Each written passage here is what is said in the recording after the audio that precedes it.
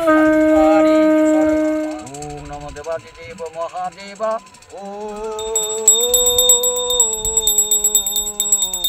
নমো শিবায় নমো নমঃ।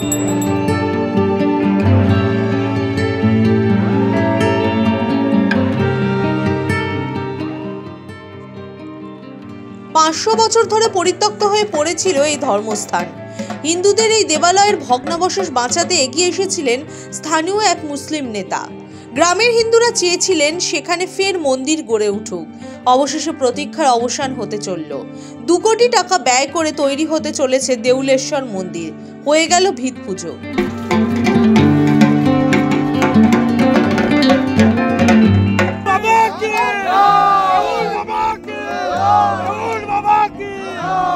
মুর্শিদাবাদের বড়োয়া ব্লকের অন্তর্গত হলদিয়া ফারাক্কা রাজ্য সড়ক, এর পাশেই রয়েছে পচ্ছিপাড়া মৌজা। সেখানেই রয়েছে এই দেউল। গ্রামের হিন্দুদের দাবি এখানে শিবের অধিষ্ঠান ছিল, তাই তারা মন্দির নির্মাণের দাবি করে আসছিল। কিন্তু জমি নিয়ে সমস্যা শুরু হয়, কারণ ওই জমির মালিক হিসেবে খাতায় কলমে মুসলিম কয়েকটি পরিবারের নাম দেখানো ছিল। তাদের বোঝাতে আসরে নেমেছিলেন মুসলিম নেতা মাহে আলম। তার দৌলতেই অবশেষে জাতি ধর্ম নির্বিশেষে সকলে এগিয়ে আসেন।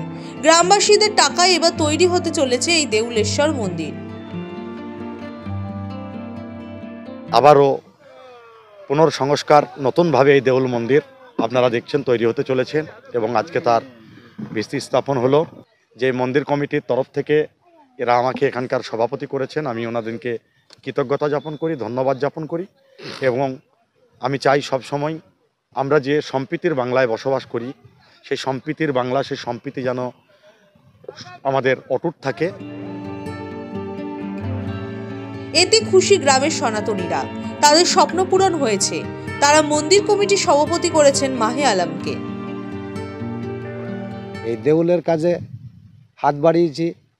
এই দেউল আমাদের বাবার মন্দির তৈরি করার জন্যে এখানকার